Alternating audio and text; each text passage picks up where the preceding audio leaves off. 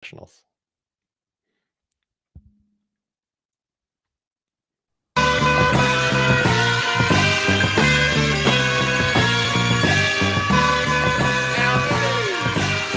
Fire. Good day. Dame, I just wanted everyone to see you to start the show this week. Did it surprise you?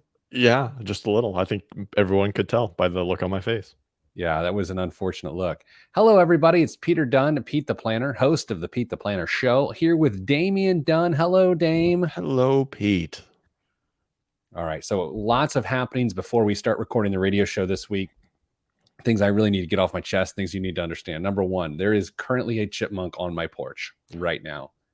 That's not a euphemism either. There is a physical chipmunk on my physical porch as we speak. Is he exploring the transportation device?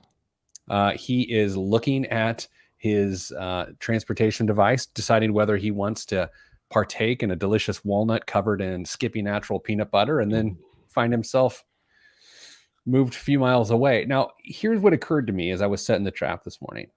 What if a ground squirrel of any sort had a nut allergy? Like, can you think of something, more unfortunate than that? No, that'd be horrible. I mean, It would be terrible. Then, PETA gets involved in this whole operation and you have protesters outside your house and It's a big deal. It's not good. Dame, on the show this week, we are answering email questions. Ask Pete at PeteThePlanner.com. That's Ask Pete at PeteThePlanner.com. We are doing that. And then we are going to talk a little bit about the IRS tax deadline changes and so much more. So let's go ahead and start the show if you're all right with it. Let's do it. Oh, I got to get ready. I forgot. This is like a whole thing now, how we do this. All right, hold on, everybody. Dame, since we've stopped using Zencastr, I have to say that the audio quality is a little, it's not as good, I don't think. I feel like on the podcast, it sounds a little different. However, the technical issues that we have completely gone away. So I am all for that. I whatever makes the fans happy.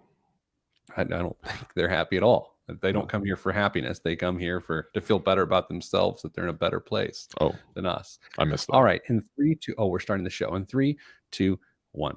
This week on the Pete the Planner Show, we answer your money questions. Here's how the show works. You email us, askpete at PeteThePlanner.com. That's askpete at PeteThePlanner.com. Joining me, as always, is the father of 2 state swim champions, Damian Dunn. Your kids tore it up last week in the water, swam it up. The Aqua Duns, as we like to call your family. Congratulations, Dame. Thank you. I had nothing to do with it, but it was a very successful weekend for my children.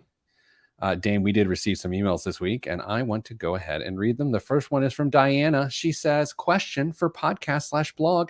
You mentioned during the 401k averages podcast that goal of 401k contribution should be in excess of 12 to 14% of your income. What if your annual 401k contribution is maxed at $58,000 per year with the profit sharing? Employee contributions and employer match plus $12,000 annually to IRA and spousal IRA respectively, but you are still only reaching 11 to 12% of your gross income. Is this a bad thing? Do you need to look for other investment options at this point? Thank you, Diana. Dame, this is what we classify as a good problem to have. Yeah, if you're able to do all those things, which is fantastic. Congratulations, Diana. And still be looking for other places to stash cash. I mean, good on you. So this is a problem that you could potentially run into if you are a high income earner, that you're going to have to look for places outside of qualified plans potentially to save for retirement. And it's can be an eye-opening experience for a lot of people because Pete, I think you've shared on the show a few times that sometimes high income earners fall into this trap that they think, well, I'm doing everything that I should be doing. I'm maxing stuff out and when it comes time, they find out that they weren't saving enough in the first place to make that all happen. So this is a great question to ask and very in tune with what's going on, don't you think? Yeah, my big concern here is this sneaky problem that I've seen in this exact scenario before. So I'm going to make up an age for this person. Okay. Like I don't know how old this person is. What if I looked them up to get online and sort of cyber stalked them to see how old they are. Should I do that, or should I just make a guess? Okay, creeper. Let's just go with a guess. I'm just going to pick an age because it sort of matters. It doesn't actually matter. 40, 50, it doesn't matter.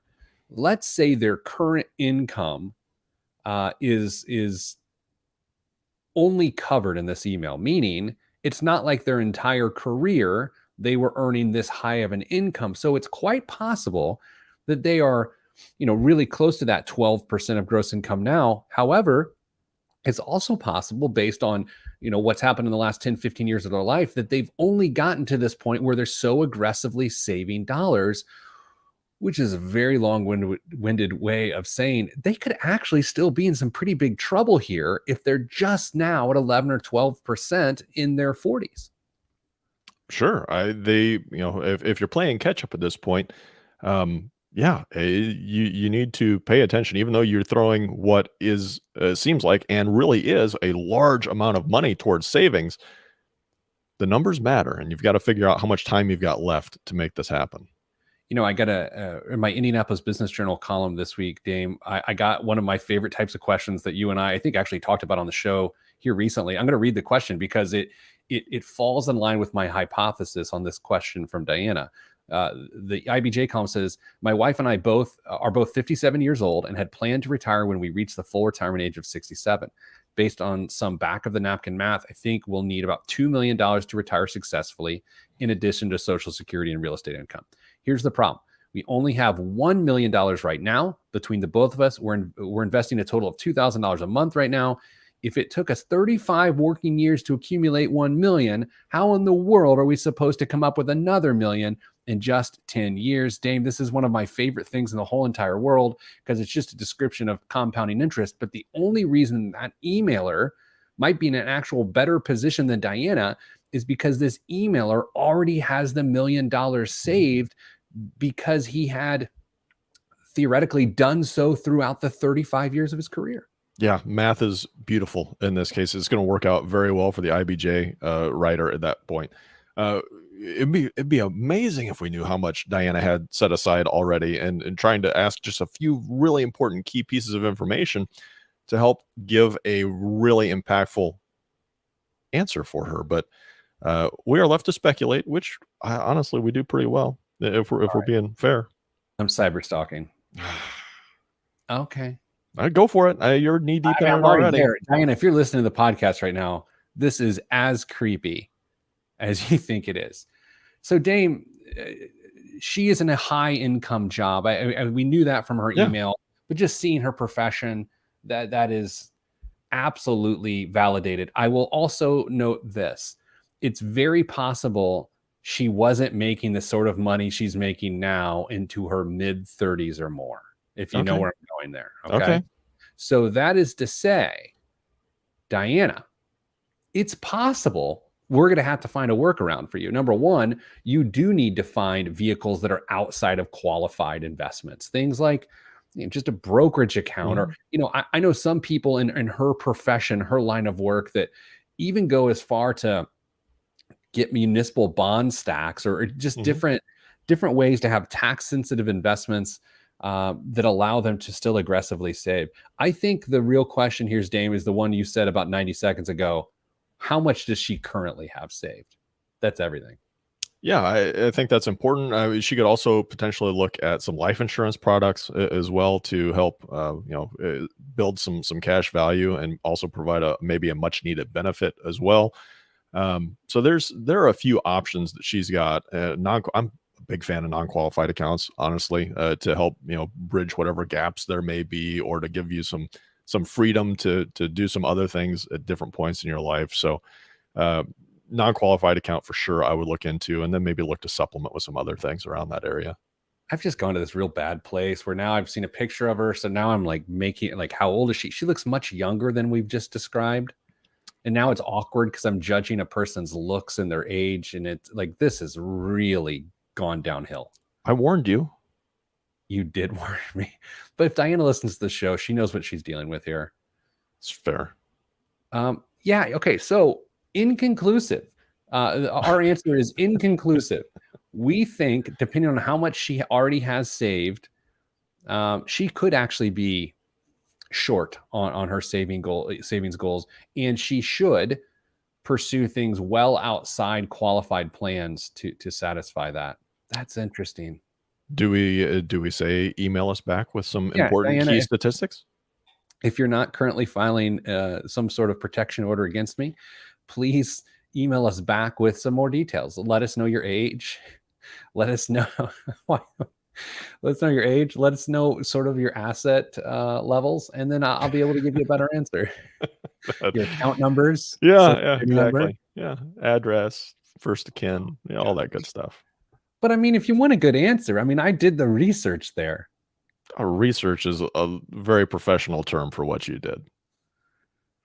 Don't you ever do that? Like, you interact with someone, you're like, "Wow, you could Google their name and get more context." One of the worst, most egregious habits that I used to have that I haven't done in a long time that drove uh, my Mrs. Dunn, Sure. nuts was to look at people's houses online.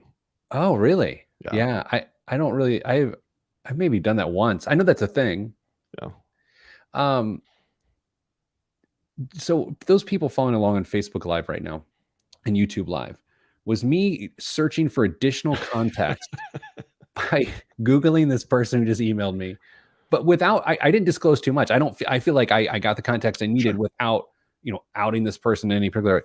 Was that creepy or was it really smart? That's what I need you to put in the comments right now. If you're a podcast listener, you can ask Pete at PeteThePlanner.com, subject line, very creepy, pal. Or if you're listening on the radio, thank you for listening on the radio. You can also email us. All right, Dame, coming up after the break, I'm going to answer another email question from another person, and maybe I'll bing them. All that's next on the Pete the Planner Show. I'm Pete the Planner. I mean, what do you think? Was it creepy or not? I'm just playing it up for radio. I Google people all the time. Brittany says both. It's possible it was both creepy and smart. Yeah, sure. Sometimes the line is blurred, and you've got to do what you have to do to make things work. So yes, both. So my fear with people in this profession, honestly, is that they were in school for so long that and accumulated hundreds of thousands of dollars of student loan debt that it is possible that they're behind the eight ball because it's Sure. ages 22 to 35 that actually matter the most. Yeah, you've got to make up for. There's only one way to make up for lost time, and that's to throw excessive amounts of cash at it. Um, but I mean, it's very possible that maybe she's handling her potential debts very well, very aggressively, as well as putting a decent amount of money towards retirement. Let's not completely forsake that. That she may be doing okay there, but we don't know anything about the personal side of it and what she's got. Maybe anything. At least I didn't say, well, she lives in an affordable area of the country.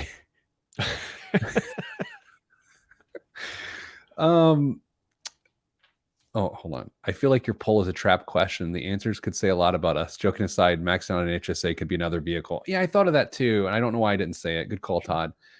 Dame, my favorite commercial on TV right now, and I laugh every time I see it, and my Mrs. Planner just rolls her eyes at me, is which she does all the time, whether the commercial is playing or not. Now they think about it, it's the identity or reputation defender, where like a guy is trying to sell something to a person, and she's like, "Well, I was about ready to buy from you, but then I Googled your name and I found some things that weren't so complimentary."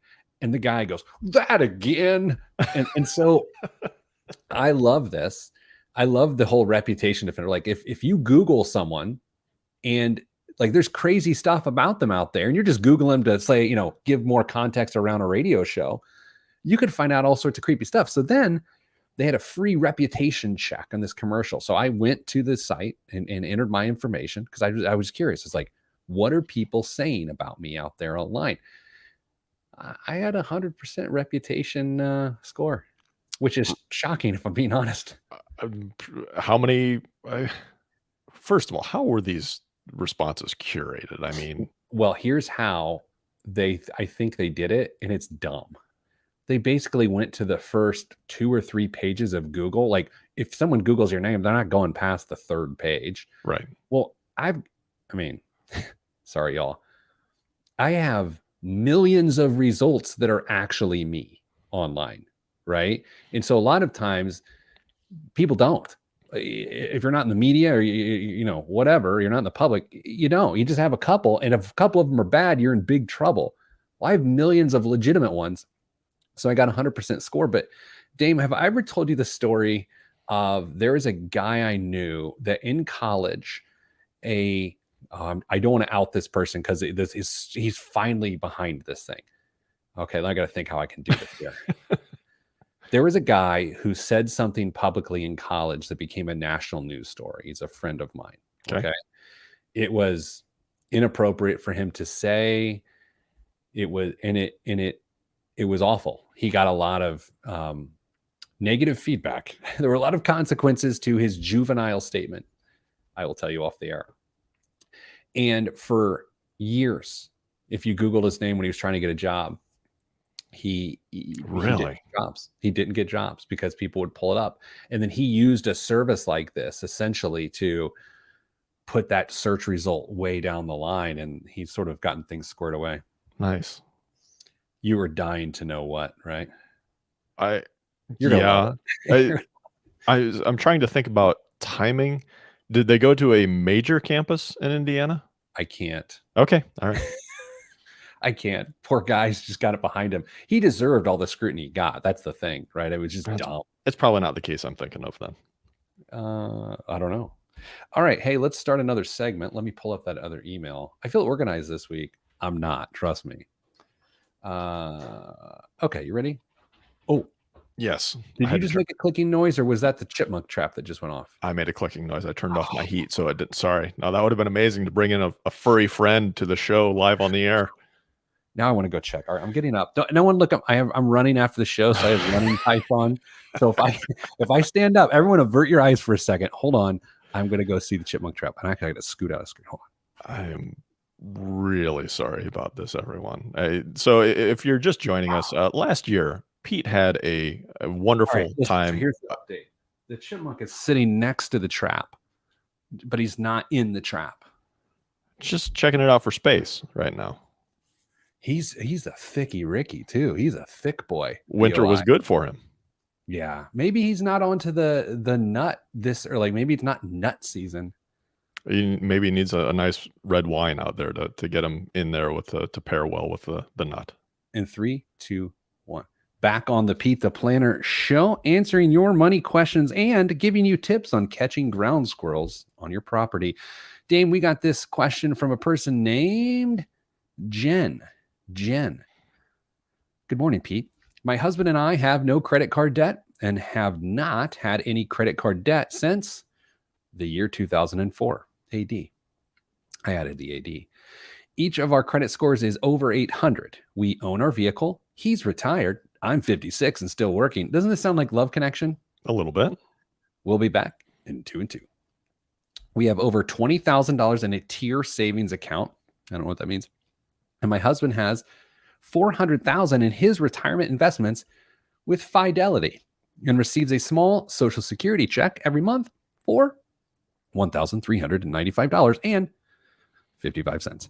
And that is his sole income. I have a pension plan where I work, plus a 457 plan with $130,000 currently in that account, and put a portion of my income every paycheck to that plan. I recently refinanced our mortgage for a 2.5% rate. Oh, so excited. And we owe $127,000 on our home. I roughly have an average of $700 a month left after I pay all our bills. We own one vehicle and have for the last 4 years and have paid cash for it. We have one TV. We budget our groceries. We eat out once a month. Our only membership is Netflix and presumably chill. Finally, my question is, since I will be working for at least another 10 years and my husband is 11 years older, nice.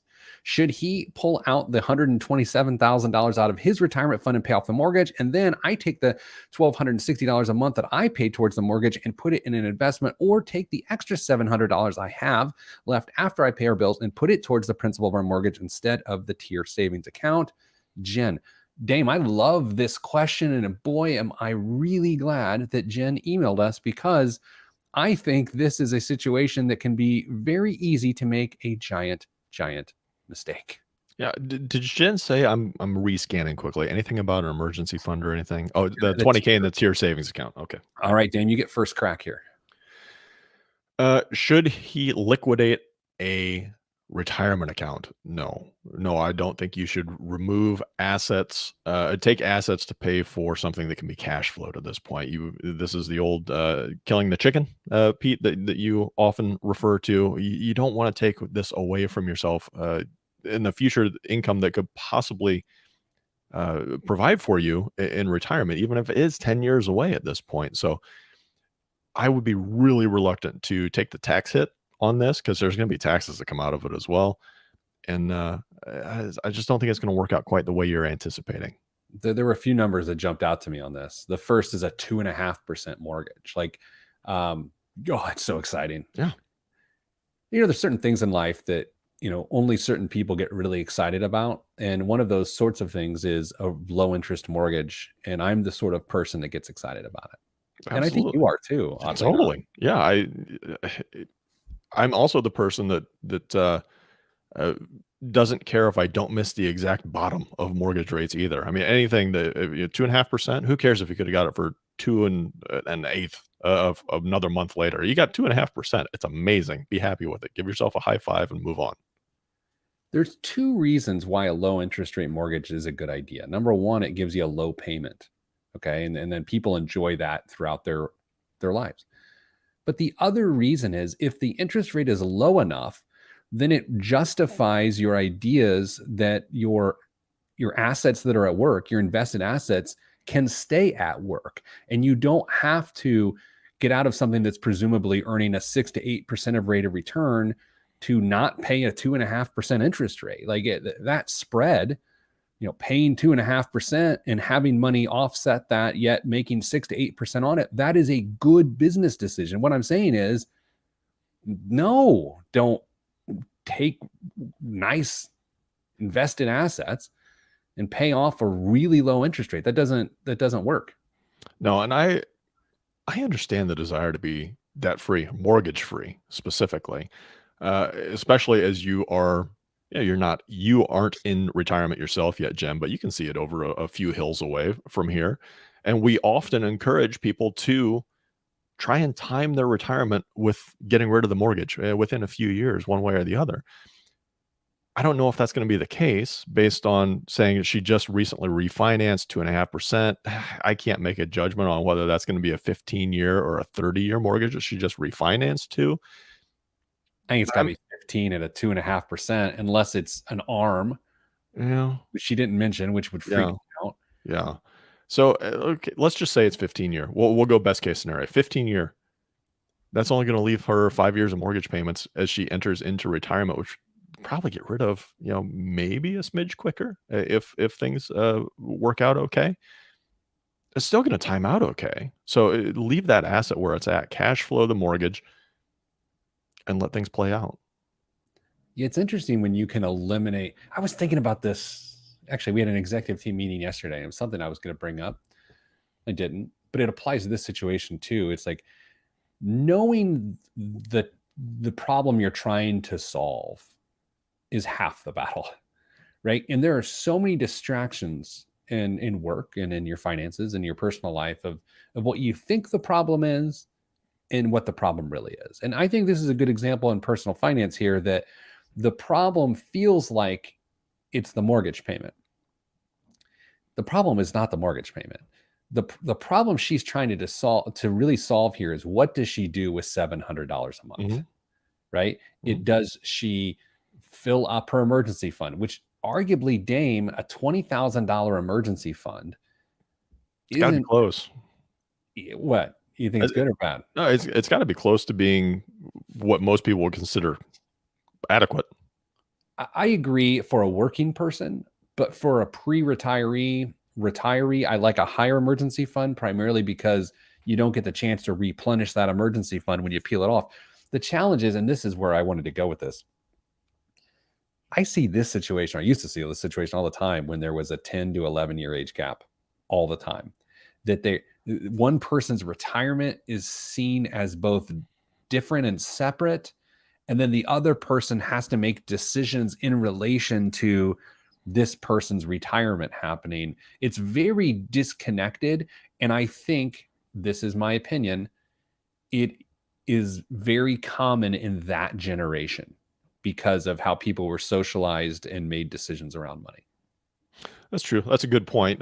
We take a different, slightly different take on it at this point for a lot of us, but yeah, there's almost the two separate lives, financial lives that are being discussed here. It's unfortunate because I think it adds an unnecessary layer of complication to this, but that's how they may potentially be viewing things, and if that's the case, then um, I still think they're okay, based on what they say. So we're not dealing with a potential for catastrophic results here. It's just trying to make the best decision, as you said, identifying the problem and it's what to do with that $700 a month, and uh, do what you want with it. Put it towards the mortgage if you choose. Build up that retirement, the emergency fund and the tiered account. Um, Both are good uh, possibilities for you. I would want to know what her pension is, but if it was healthy, frankly, I would probably put it towards the mortgage. As Danza noted on Facebook Live here, she can easily chunk down another $84,000 over the next 10 years of principal just with those extra payments. Dame,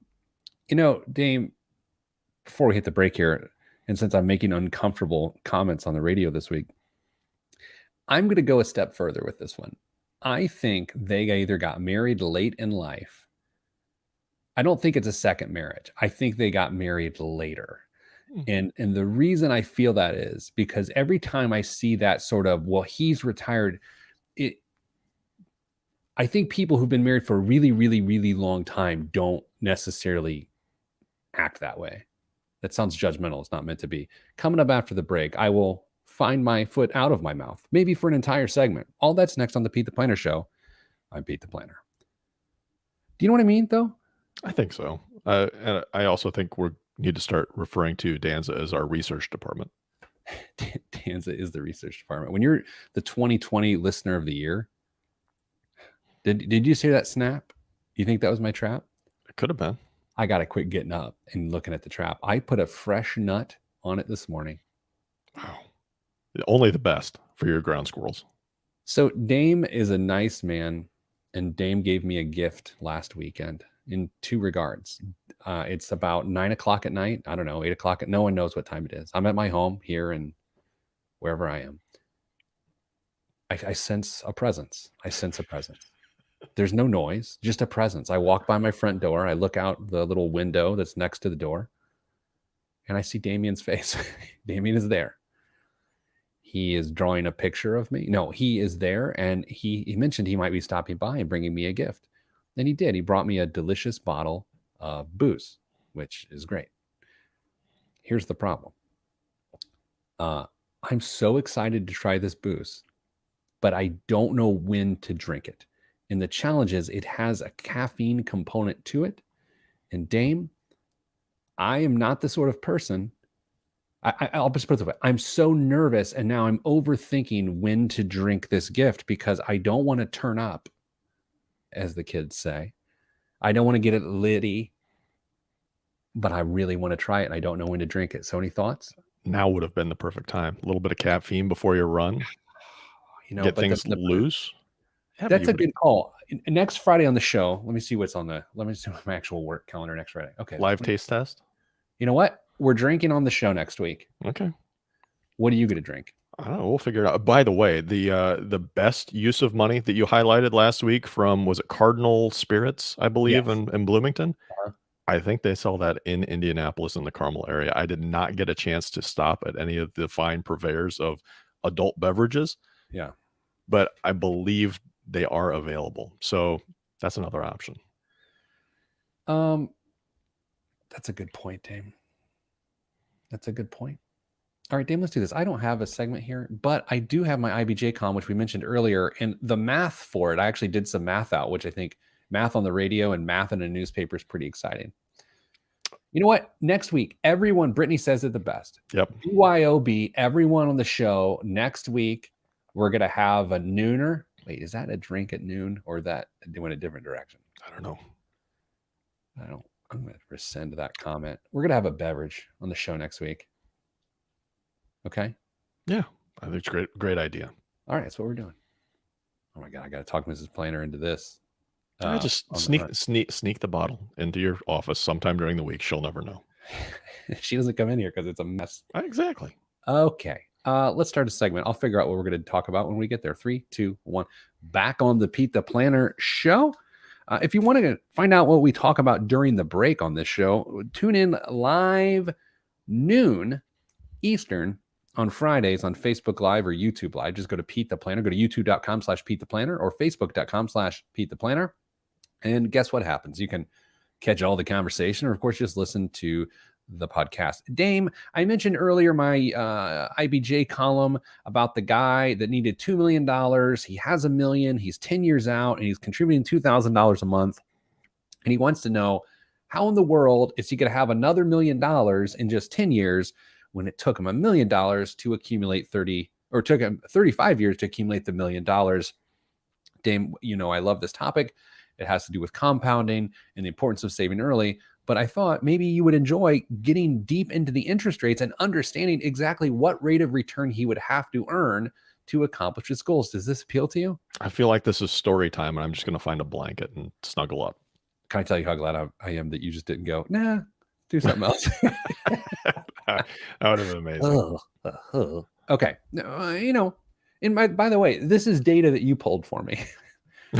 Earlier in the week. That was a request. Yeah, it was. Okay. So this is rude. It's not rude. It's just true. This person doesn't have a tremendous amount of investment savvy. They just don't. I mean, and that's okay. I'm not judging the person. I'm just observing. They don't, because they would know the answer to the question. But here's what they have. They have moxie. No, they're disciplined. They're a disciplined investor. Mm-hmm. You don't have $1 million at age 57 with what looks like a yeoman's effort. Because and some real estate too. It sounded like they have. I mean, they've done well. Totally. So if you want to say this the scale being 1, you're a complete noob, and 10, you're Warren Buffett, this person's probably a 5. Yeah. Maybe nothing wrong with that. Nothing wrong with that. Not at all, because the proof is in the pudding. They got $1 million. Listen, I would much rather have somebody just keep their nose to the grindstone and do the little things right consistently, rather than have somebody who's always trying to outsmart the room. Totally right. And the thing is, I bring this up because of this person's limits going forward. They likely don't fully understand their risk tolerance, right? People in this situation, they think the stock market, and they think, oh, that's risky, or that's not for me, or let's go. They don't view the equities market as simply a piece of their portfolio. They think it's this all or nothing thing. That's my experience. Yeah, I think that's fair. So when we talk about this, or when I answered the question, what I wanted to focus on is getting the person to understand that they can take a conservative approach to the market, a moderately conservative approach to the market, simply by seeking, after they talk to a licensed financial advisor, a 60-40 portfolio. It's very common. 60% bonds. Very common. Very common. 60% stocks, 40% bonds. And you don't have to use individual stocks and individual bonds. You can use funds. So that is to say, to get the person comfortable with risk and the elements of risk. And I bring this up because they don't have to do that well. The last 10 years, a blended portfolio of 60% stocks and 40% bonds, and this is period ending December 31st of 2020, it has returned 9.78% annually. That's 9.78% every year during that time frame. Dame, That is ridiculous. Yeah, it's a incredibly conservative portfolio. Now, last 10 years have been pretty darn good, Pete. I True. don't know if you know that. I mean, there's Yeah. ostensibly been maybe 1 or 2 years in that time period that were negative. Everything else has been pretty darn good. So, I don't wanna say that this is an aberration, but I would lock that in for the rest of my life. If you told me I'd get a 60/40 portfolio for 9 and change for the rest of my life, yeah, I'm taking it. So, it's reasonable because that's what the numbers play out, but, um, to expect a 60/40 to return 9 and change, I think might be on the high side, personally. Now listen to this. If the person didn't invest another dime, they weren't putting that $2,000 a month away, they would only need a tick above a 7% rate of return to reach his $2 million goal. But since he's putting in the $2,000 a month, Dame, he only needs a 5.25% rate of return. And this is really important to know and to find that information, because as we often say on the show, sometimes investors are so uninformed with what they need to do that they take unnecessary risk. A person in this situation should have the wherewithal to go to a licensed financial advisor and ask her, what's the least what's the smallest rate of return I need to achieve in order to achieve my $2 million asset goal? That's the question. And unfortunately, prior to the person emailing me, they didn't know that. That's what a 5 out of 10 in terms of investor savvy. That's where it gets you, is the uninformed question, or the question that is not asked that you should ask. The power that you can, get, the empowerment that you can get out of asking the right question, even if you don't word it right, but getting the right answer for that is tremendous, and this person made a very reasonable question, to make. 'Cause it's something that you would, logically think, "Oh gosh, it took me forever to get to this point. How am I gonna ever make that gap up between now and 10 years from now?" Well, you asked a great question. Now we can explain to you how this all works. In theory, past performance is no guarantee of future returns. Uh, but it's a great question because now that you know this, everything starts to become a little bit clearer and how this is going to work and the law of averages is going to play out in your favor. See, he emailed me thinking I was going to have to give him some magic bullet or he'd have to get lucky. What he doesn't realize is that this is a dotting of an I, the crossing of a T. It's over, baby. As long as he is invested suitably to his risk tolerance, and I can't tell him what his risk tolerance is. Only he can determine what he and his partners. He mentioned a partner in the email. What the risk tolerance is, and then find an advisor that will invest accordingly. At 5.25% rate of return over a 10-year period of time, there are certain investments that you can go to and comfortably achieve that, not with a guarantee. In fact, sometimes there are products Mhm. that guarantee that rate of return. Sometimes annuities, or even an index annuity or variable annuity.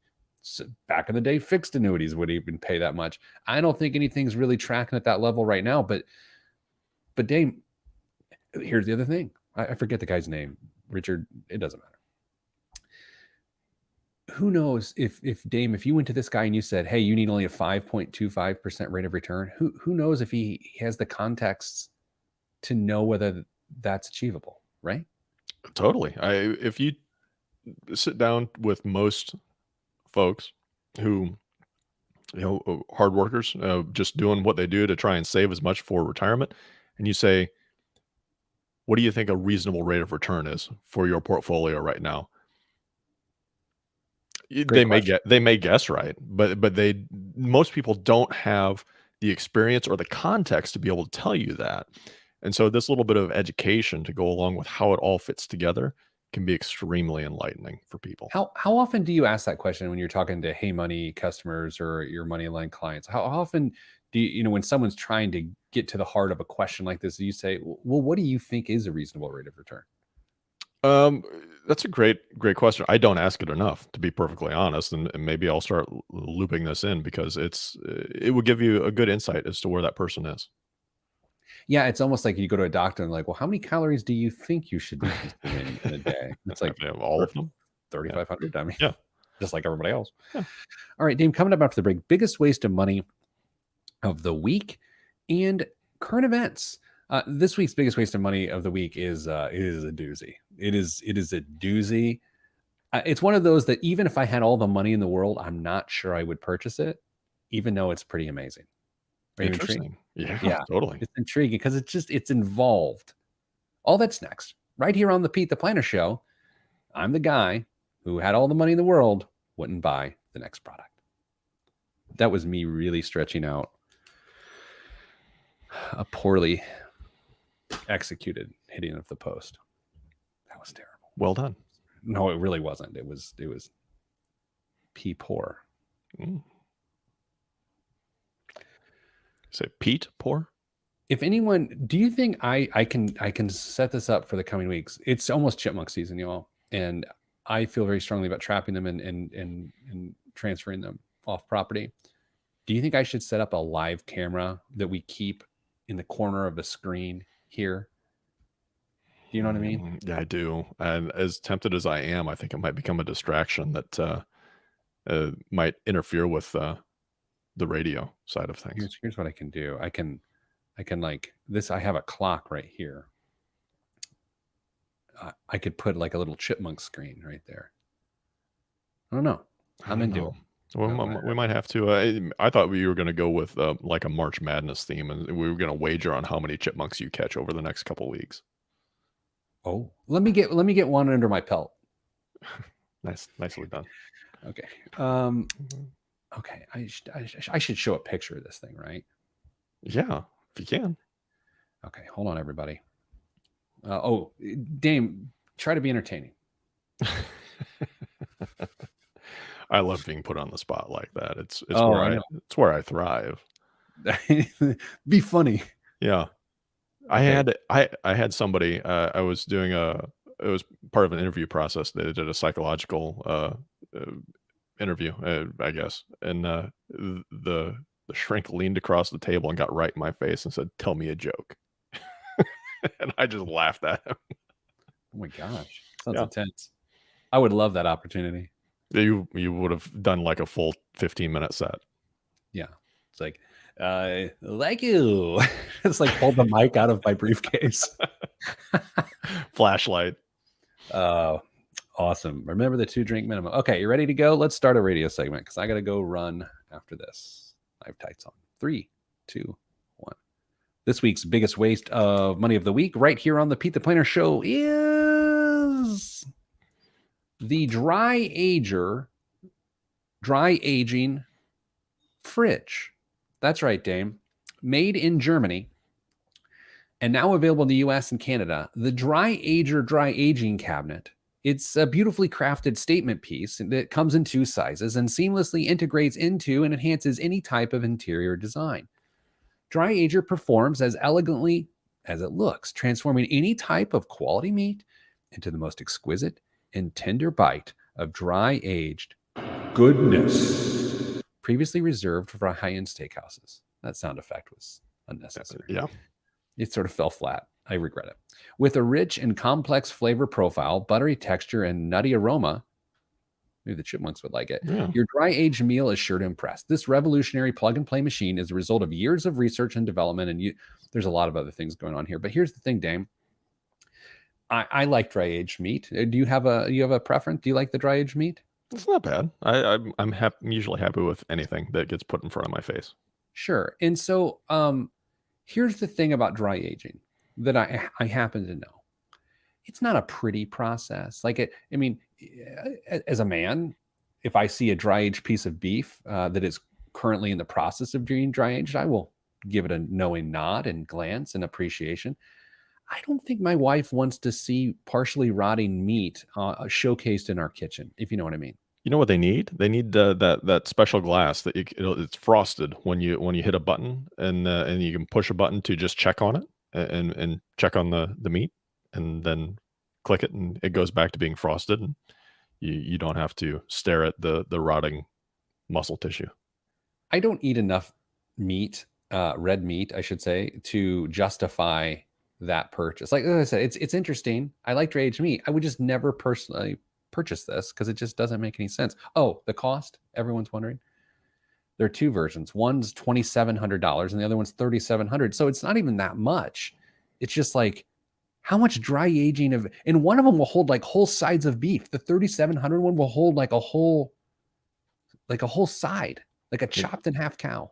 I mean, that's like having a 12 by 12 walk-in cooler in your barn or something. Are you about to swivel the camera to the 12 by 12 walk-in cooler to your barn? No, of course not. Do you have a 12 by 12 walk-in cooler in your barn? Maybe.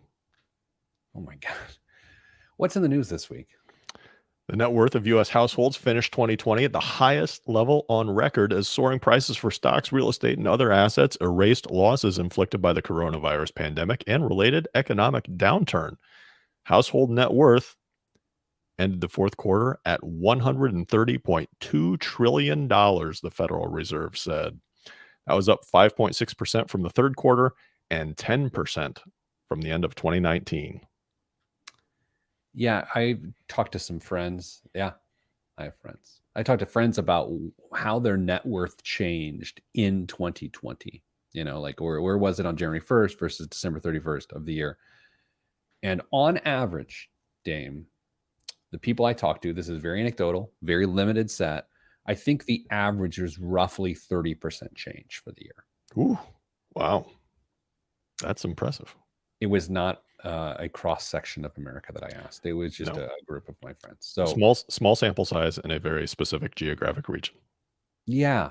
But so that number you just gave is not surprising. I think it was an incredible year for some people's net worth, which I made a prediction. I would love to find it on the show, but that would take effort. I made a prediction back in March of 2020. Yeah, it had to have been. In which I said, I thought the pandemic's impact on people's personal finances, I can't believe I said this. Oh my God, I can't believe I'm admitting to it now, would shrink the wealth gap.